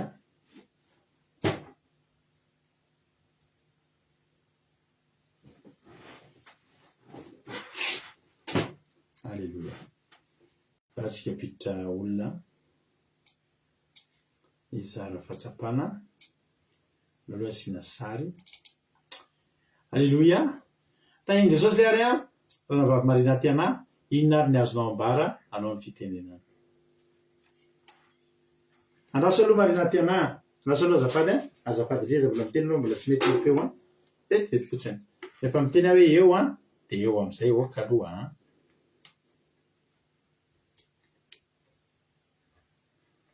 tenena amin'izay reo marina tena azafady ianao ny fitenenana tain'ny tompo pastera dia mankasitraka anareo mirahalahy tamin'ny toriteny androany fa tena mampahery ny zavatra azoko lasaina izany hoe tsika izany mila mandeha amin'izay tondran'Andriamanitra antsika satria misy occasion ngeza be ao dia tokony ho raisintsika satria faty amiko tsika raha ohatra ka misalasala sy force ten'Andriamanitra kanefa tsika amin'izay zavatra izay fa asa diny fotsiny fa mety ho very fotoantsika hoe misalasala miemotra efa hitanao fahasoavana dia mbola lasa indray ianao mivily lalana dia tena hoe tokony hoe tsy mandany ten'Andriamanitra tsika satria lasa ny fanjanantsika fihodikotonantsika any anefitra mety havery antsika kanefa izay dia tena izay izany ny hitako hoe mahafonja be tamin'ny afatra androany dia mila mivonontsika hiditra ny tany kanana mamela ny zavatra tsy mety rehetrarehetra fa dia tena hoe maka didin'Andriamanitra maka tony tenin'Andriamanitra mankasitraka Kristy. Alleluia, mankasitraka anao raha nampahamarina tiana tamin'ny fizarana fahatsapana dia Jesosy amaly fitianao dia mitombositra sy fahasoavana hatrany mahereza foana amin'ny asan'ny tompo. Alleluia. Mbola misy olona hafa ao maromaro mihitsy izara fahatsapanao hitako teo. Alleluia. Dia ndao ary tsika piditra olona hafa manaraka indray izara fahatsapana. Alleluia. Sotra anareo hatrany amin'ny fizarana fahatsapana fa mahafinaritra be foana no mandre anareo. Alleluia, raha efa ao ary Ralatojo menanao ny fitenenana inona ary ny azonao ambara androany inona ny azonao lazaina. Jesosy daholo itsika rehetra dia mankasitraka anareo mirahalahy tamin'ny toriteny fa nampahery sady navelom-panantenana dia sady nampianatra ihany koa. Nakasiana ilay nitenen'ny frera tamin'ny voalohany hoe ny olona rehefa matoky an'Andriamanitra dia ny fahitany fahavalo dia ohatry ny sakafo na manakazinaza matahotra ny tompotany fa haninao atsika ireo. Halleluia, izy Joshua sy Kaleba zany dia tena mahafinaritra satria ny sasany ny fahitany ny fahavalo hoe ngeza be matanjaka be sy ny sisa fa rehefa matoky an'Andriamanitra dia lasa hanina ny fahitana ny fahavalo dia mahafinaritra. Dia nahakasika koa ilay teneniny pastera rehetra teo tena hoe nahakasika ilay hoe mihinana n'ilay amponga-be-danitra sy ny afiantso sy rehetrarehetra ny mpisafo tany dia aveo nanome dia alay koa mihinana dia aveo mifindrapindra dia mipasipasy dia samy mihinana teo daholo dia mahafinaritra be mily samy nahita daholo dia nahakasika be daholo fa ai Jesosy daholo izay ny tena nahakasika. Alleluia, mankasitraka ny Ralatotsika tao anatin'izay fizarana fahatsapana mamy be izay dia Jesosy anie amaly fitianao dia mitombositra sy fahasoavana hatrany hatrany dia mahereza foana amin'ny asan'ny tompo Ralatojo. Alleluia. Misaotra anareo mbola misy ao raha misy izara fahatsapana manaraka ao. Raha ohatra rehefa tafiditra Aingodrina Rodriguez dia anao ny fitenenana inona indray ary ny azonao ambara androany. Alleluia, mankasitraka indrindra pastera nambe fitenenana dia manona fitanan Jesosy Kristy eo amintsika rehetra dia mankasitraka nareo mirahalahy koa tamin'ny tenin'Andriamanitra. Ny zavatra tena mahakasika be anahy dia hoe isika kononkon'Andriamanitra dia tika izany hoe mpisafo tany ary rehefa n'Andriamanitra tao amin'ny tany tanàna efa nihinana sy ny aviavy sy ny amponga-be-danitra tsika dia tsy tokony angina hijory vavolombelona hita teny amin'ny olona foana izany. Dia ny faharoa dia hoe betsaka ny olona tokony efa ho tafita dia ho afaka amin'ny olana sy ny zavatra maro fa ny olona matahotra ny mitandrina didin'Andriamanitra tsy vonona mihitsy izany andeha famarinana sy ny fanamasinana tena dia lasa ny lotana efa polotona ny amin'ny tany anefitra indray nefa tokony efa hoe tonga eo amin'ny tany kanana. Dia izay ny tena nakasika be anahy pastera dia mankasitraka indrindra fahiny Jesosy. Amen. Alleluia, mankasitraka anao nampaviangonirina dia Jesosy amaly fitia dia mitombositra sy fahasoavana hatrany hatrany mahereza foana amin'ny asan'ny tompo. Alleluia. Mbola misy olona hafa indray izay zara fahatsapana mbola mitsika azy indray fitenenana. Alleluia.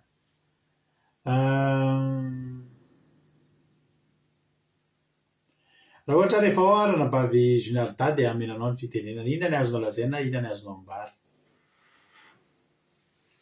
Tainy Jesosy fastera, tainy Jesosy atsika rehetrarehetra mankasitrika nareo mianada amin'ny rahalahy tamin'ny toriteny mahafinaritra be. Ny tena azoko ohatra amin'ny atsika zao amin'ny plasin'ny zanaka Israely any amin'ny Kanana, tena maro ny sakana ary tena matanjaka nitsika zany miady amin'ny fahavalontsika, tena hoe tena mafy maro, tena matanjaka nefa matondra Andriamanitra maniraka izy hiady amin'izy ireo.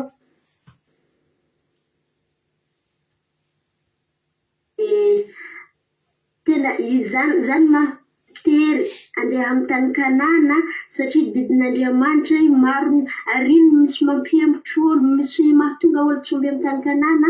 Sarotro aminjareo zegny ilay hitandrina ny didin'Andriamanitra, hoe hitan'jareo tena hoe voateritery ny fiainana zareo aleo zareo miala tsy mandeha any amin'ny tany Kanana satria zareo tsy hitandrina ny didin'Andriamanitra, ary zany mahatonga ny lalany tery rehefa hanaraka ny didin'Andriamanitra, tena tery ny lalana mandra-pahatonga any amin'ny tany Kanana.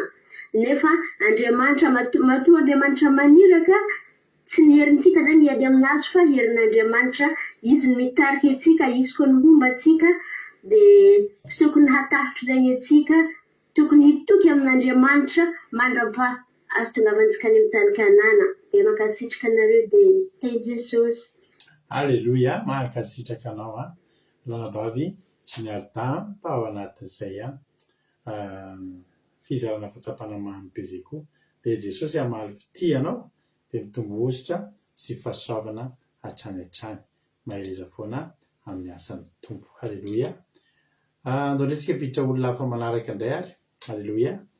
Rehefa oarana vavisika $100 dia misika azy ny fitenenana. Inona indray ary ny azonao ambarana $100 anao ny fitenenana? Ie, tainy Jesosy pastera dia mankasitrika andrenanareo rahalahy fa tena mampahery mihitsy ny toritiny ny tena nakasika ny toe-pon'izy rahalahy Joshua sy Kaleba, satria izy rahalahy ireo dia tsy mifantoka tamin'ny fahavalo izy rehefa mifantoka tamin'ny tenin'Andriamanitra. Andriamanitra rehefa nampanantena tsy mifantoka tamin'ny fahavalo fa mifantoka tamin'ny fanantenana izay nomen'Andriamanitra zareo. Dia tahaka izay koa zegny isika zany tsy tokony hifantoka amin'ny olana, tsy hifantoka amin'ny problème, tsy tokony hiemboka tsika fa hifantoka amin'ny fanantenana izay efa nomen'Andriamanitra antsika.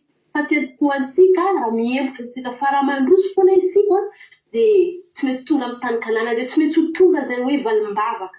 Izany hoe tsy mila miembotra fa mila mifikitra amin'ny sitrapon'Andriamanitra, tsy mety tonga ihany izay valim-bavaka izay andraisantsika, dia mila matoka en'Andriamanitra. Izay ny tena hoe lesona azoko nitsoahana androany pastera. Dia mankasitrika anareo rahalahy dia Jesosy eny amin'ny fity. Amen. Alleluia, mankasitraka andrao rahavavy $100 dia tainy Jesosy any maro fity anao dia mitombo ositra sy fahasoavana hatrany hatrany. Mbola nisy fotoana ny antso nefa tsy tafiditra izay daholo angamba, izay daholo angamba. Eny ary avana malala. Anao iray ary tsika dia marana antsika ny fotoana dia hivavaka isika ao aorianany izay. Aorian'izay dia hivavaka isika ho an'ny toriteny, dia hivavaka koa isika ho an'ny firenena izay tena mandandalo fotoan-tsarotra ihany amin'izao fotoana izao. Vary Meno finaritra daholo ary isika rehetrarehetra dia samy tahian'Andriamanitra. Angatana tompony ndraika to dia lancer Zoom amin'izao fotoana izao.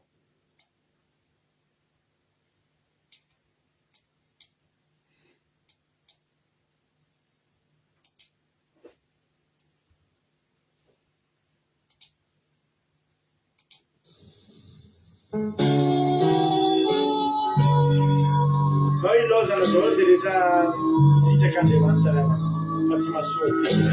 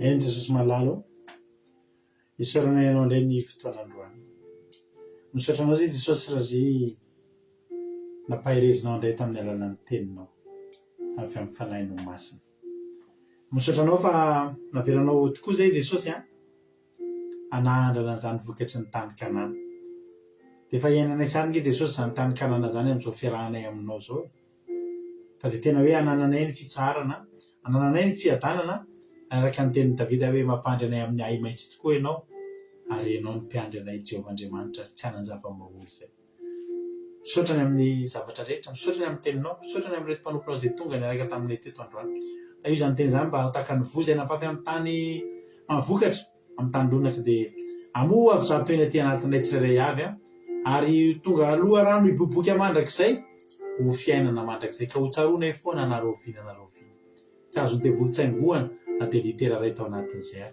amin'ny anaran'i Jesosy misaotra Jesosy malalo raha misy ny tsy voalaza misy ny tsy ampy dia fanainao masina nampy an'izany anatin'ny torimasona ihany anatin'ny alina mangina any dia ameno an'izany ianao misaotra Jesosy malalo Halleluia. Amen. Mampandrotsika amin'izao fotoana izao raha nampafisika Lovlia hivavaka ho an'ny firenena. Lovlia, hanao ny fitenenana.